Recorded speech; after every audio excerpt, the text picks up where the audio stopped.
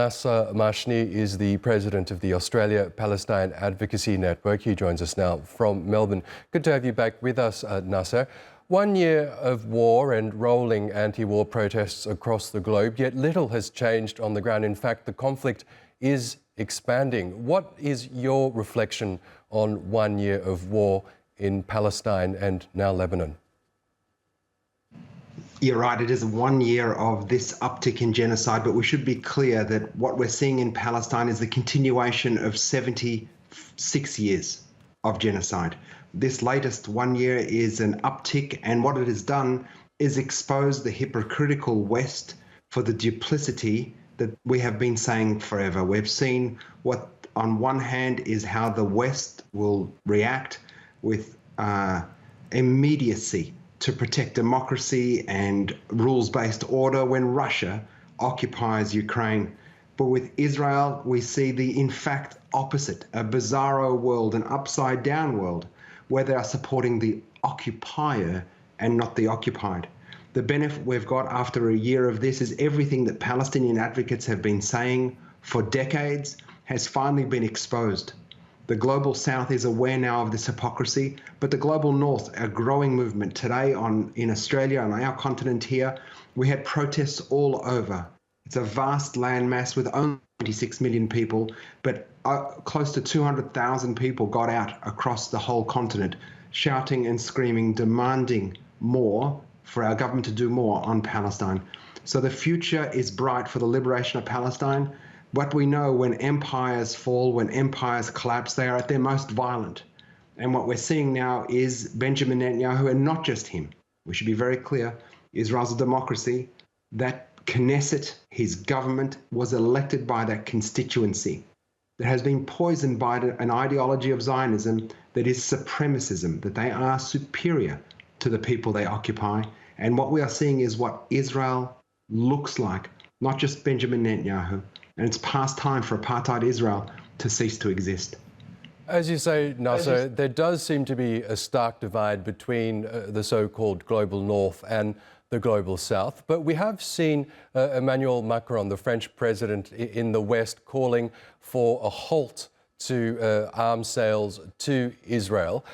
Do you see attitudes elsewhere slowly starting to change, or is what Macron has said recently more of an anomaly? Well, it's something. It's a little bit late. They did spend 363 days arming the genocidal state, but we also saw a reduction in arms supplies in the UK, again, only 10%. We saw genocide Joe Biden lose the Democratic Party nomination, in part because of his failure in the first Trump debate, but also because his brand is so damaged. As President of the United States, he has more than 5 times endeavored to give signals to Benjamin Netanyahu that a ceasefire is required. He's been unable to restrain this rabid dog, and that has played poorly for him domestically. Part of the contributing factor to him not standing against Donald Trump is, in fact, his poor performance on Palestine. Increasingly throughout the West, the movement for justice for Palestine is growing. People have seen that this is the fight of our time, as it was against the Vietnam War, as it was against the Iraq War, as it was against Jim Crow's South and apartheid in South Africa. Palestine is the definer of this century, and all people of goodwill are marching for Palestine all over the globe, and we will see a change. Very slow, but we will see a change. Meantime, as the world's attention is now focused on Israel's attack on Lebanon, Israel's strikes on Gaza have continued unabated. In fact, now the Israelis are calling on Palestinians in the north to evacuate once again to the south. As we know, Israel had declared its operations in the north had ended, and now it seems to be resuming its strikes and raids in the north. What do you make of what's happening in Gaza right now? Oscar, you've said it absolutely.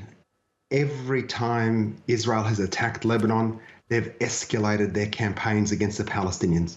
They've escalated again in Gaza whilst nobody's watching, while all eyes are on Lebanon, on Beirut, on Dahia. They've escalated in the West Bank For the first time in decades, Israel used a fighter jet to bomb a cafe, martyring 18 Palestinians having coffee.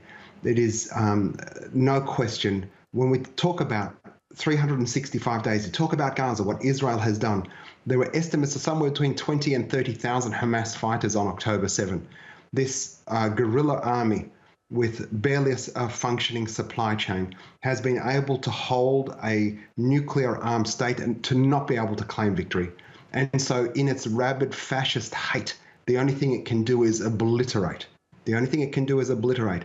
And in doing so, these images that have been live streamed across the globe, people of good conscience who used to think that Israel was a normal country have realized what we've been saying forever is true, that it's not a normal country. It has no right to exist in the way it exists, and that we all need to do more to end it. Okay, Nasser Mashni, we'll leave it there for now. Thank you, as always, for joining us on the program. Thank you so much.